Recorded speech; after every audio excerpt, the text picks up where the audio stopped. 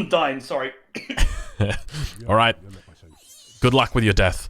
Meanwhile, g'day fellas. Welcome to game number 4 of SoldieR versus AgeOfKiller, aka Breeze. I hope you're doing okay there, Harrison. Is everything all right? I failed at even drinking a glass of water. I don't know what's got over me. I'm very sorry about that. But we see SoldieR playing a bit of Dutch here on Mongolia. Excited to see that. And first thing I want to see straight away, I've just seen SoldieR's getting his coin crates, but he's already hunting. No villager on the gold mine. 14 vill age ups coming in. I'm calling it first. That's what I'm expecting to see. So I'm assuming that a 14 villager age up is just your sort of bare bones, naked, sort of as fast as you can go. Well, yes, as fast as you go. I'm going to say it's special in the sense that you need a bit of a good age 1, bit of micro, but that extra... So Mongolia, you start off with an extra 100 coin, and that is a very good extra crate to have as the Dutch, for obvious reasons. Their villagers cost coin. But essentially, you can have all your villagers gathering food, and by the time you've trained your 14th villager, you have the food to age up. But that means a very fast bank and transition, very fast shipments, and you'll see this. It'll be an incredible boom here from SoldieR, and I think, I want to say this could even be a matchup win for SoldieR on this map already, unless the Incas have a really good way to utilize the livestock from their community plaza. This could be quite tough.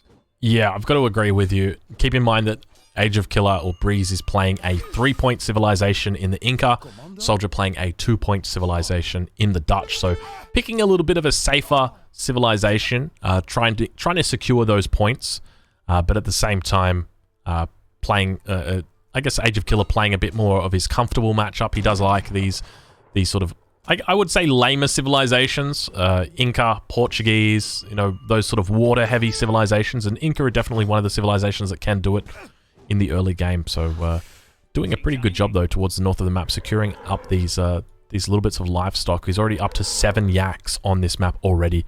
Incredible amount of work he's done in so far. Also going to get the 8th and the 9th yak as well.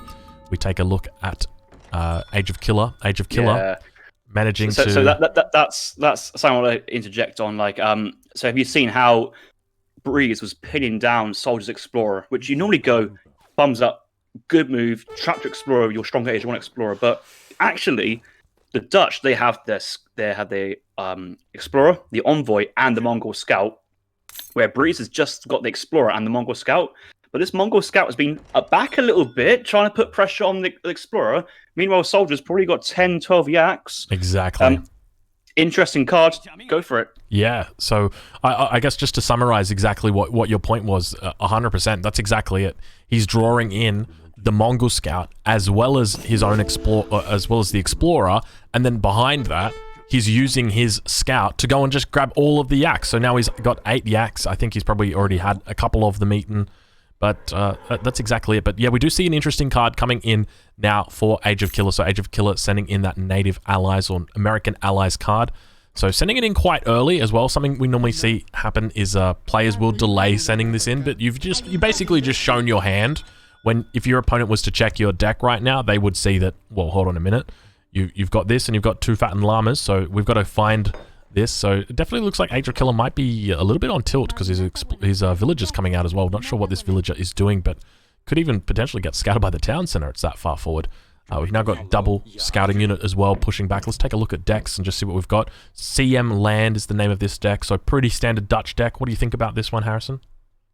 I would like to have 700 food in all my Dutch decks, even over 700 coin. But specifically for this map with this forward gold mine, the 700 coin could be a lifesaver for Dutch.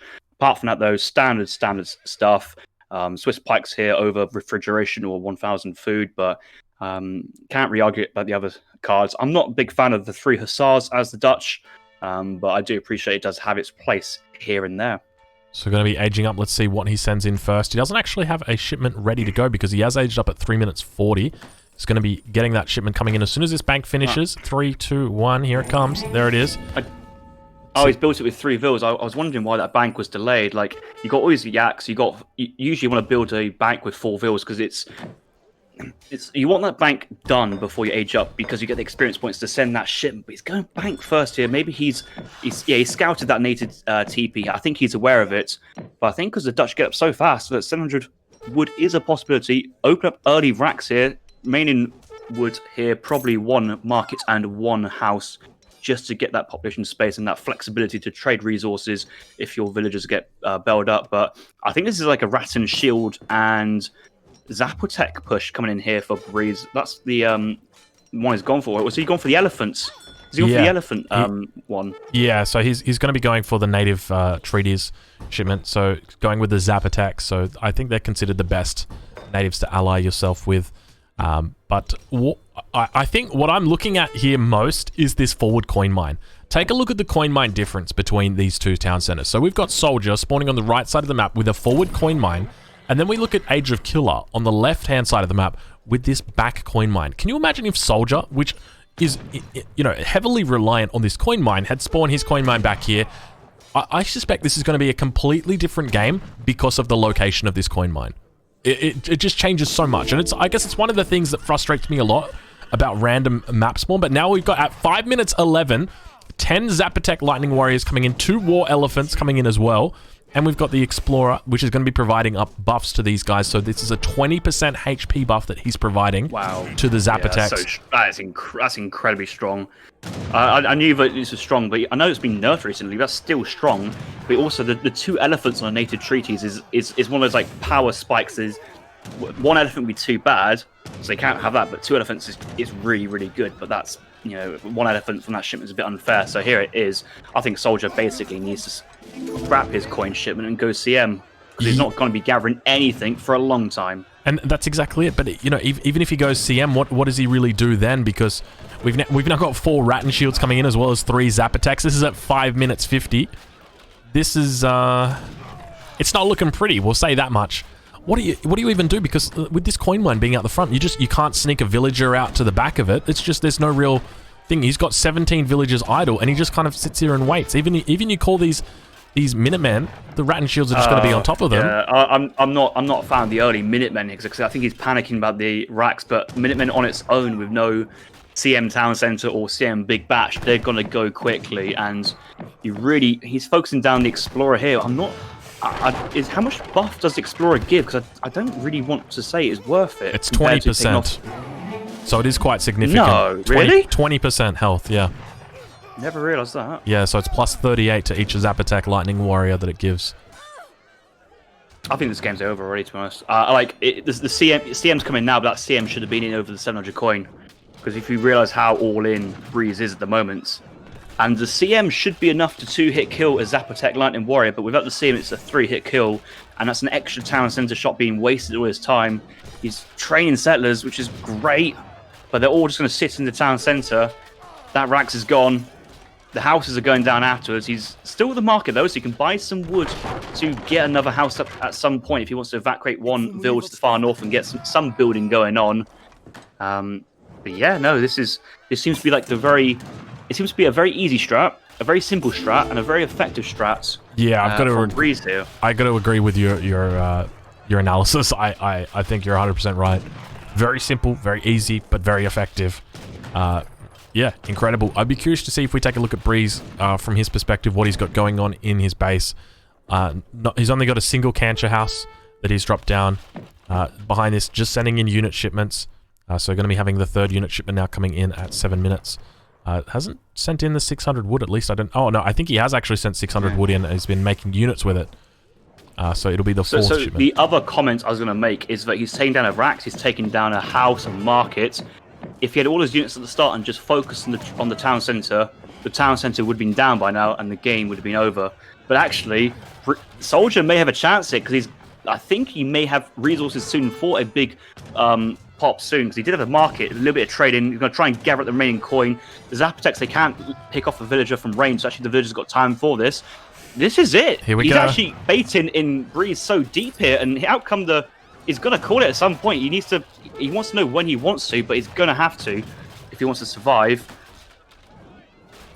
He's not calling it yet. I'm curious what he's waiting for. He does have access to send it. Sending 700 coin, putting some villagers in the queue. Okay, finally calling it now, conscription. Oh, so really just forcing him to make the commitment. Breeze aware. I think Breeze know that the town center's there, and Actually, I noticed how Breeze has taken down Dutch's Explorer, so there's no potential for the snare. Ideally, we wanted to cut a couple of snare-in minutes there, but And just you've got to give a little bit of credit to Breeze there for that swift retreat. I think Soldiers sat thinking, great, what do I do now? yeah, and that's exactly it. 800 resources down the drain. Not a single snare, nothing. And now the Minutemen get chased away. And this is it. I mean, this is... Are we going to see another soldier line? This is so bad for the game. It feels like it. I suspect we might see it because it definitely feels bad for the game. I mean, that's what he said last time, wasn't it? So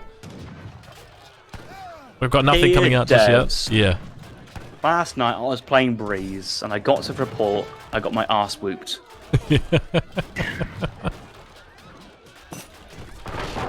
There it is. There it is. There it is. What a dumb game. Oh, man. I mean, okay, you're just an abuser, abusing stuff yet to be nerfed, and he quits. There it is. So from Soldier's point of view, I'd like to see that first bank come up a little bit faster, maybe using 1 or 2 yaks in transition to get that timing, like the timing you to hit with a 14 vil is to get that first bank down at 3 minutes 20. I still think 700 wood could be card number 1. Bank, market, racks, house, and then the CM is card number 2.